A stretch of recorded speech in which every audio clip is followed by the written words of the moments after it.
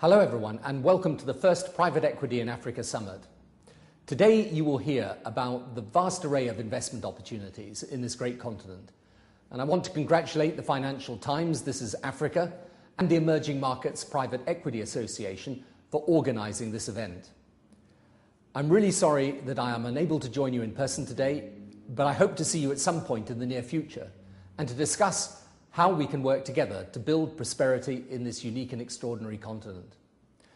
Just over a year ago, I set up the Africa Governance Initiative, which is underpinned by two key principles that, whilst Prime Minister, I came to realise as central to achieving the vision of a stable, prosperous Africa taking its rightful place in the world with an end to aid dependency. First, that good governance, especially effective political leadership, are essential for development. Secondly, that growing Africa's private sector is the only long-term way to escape from poverty. Increased investment is vital to this, and Africa needs it and warrants it more than anywhere else. So the mission of the AGI is to work with African leaders to put these principles into practice.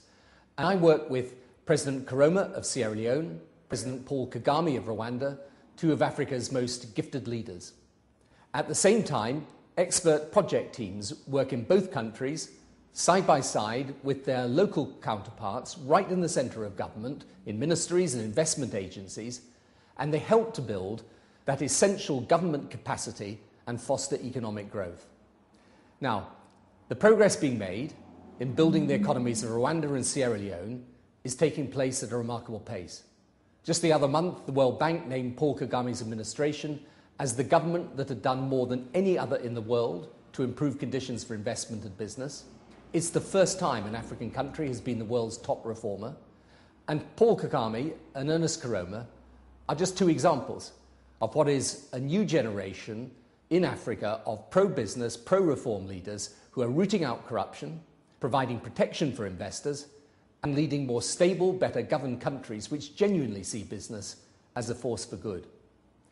Now, I know from our work together that they are committed to creating the best possible environment for a thriving private sector.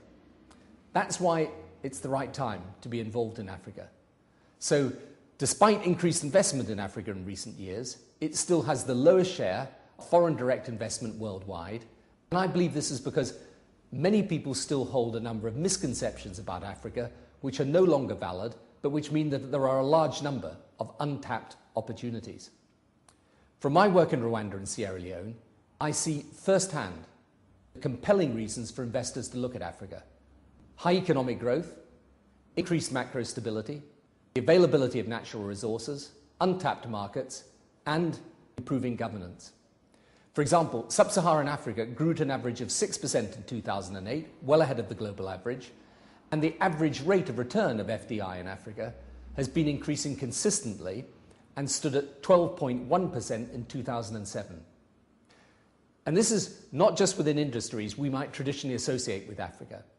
We're starting to see exciting movement outside of the traditional extractive sectors. There are now great opportunities, for example, in the services and manufacturing sectors. For instance, in Sierra Leone, private equity investors are showing that even in one of the world's poorest countries, great returns can be achieved in sectors as diverse as fisheries, logistics, and mobile banking. So, in my judgment, the time is right for investment in Africa. And much of the work of the Africa Governance Initiative is designed to create the environments in which such investments can thrive. I wouldn't personally be involved if I didn't believe in the ability and the commitment to private sector expansion of the leaders concerned and the governments with which I work. So, we're now about to meet one of the world's most gifted leaders in President Paul Kagame of Rwanda. Rwanda has sustained an average annual growth of 8% since 2004, with 11% growth in 2008. Rwanda is a leader amongst emerging markets in low corruption and political stability. Just over the past year, it has attracted some impressive and innovative investments, such as Contour Global's $300 million deal on methane extraction and the Christie Company's $220 million public-private partnership to redevelop the National University. And there are many other untapped, exciting investment opportunities which you can all consider in agriculture, mining, infrastructure, ICT and tourism, which I'm sure the Rwandans would like to discuss with you today. With this generation of African leaders, heading governments more stable by the day, the time is right to invest in progress. The time is right to invest in Africa. Thank you.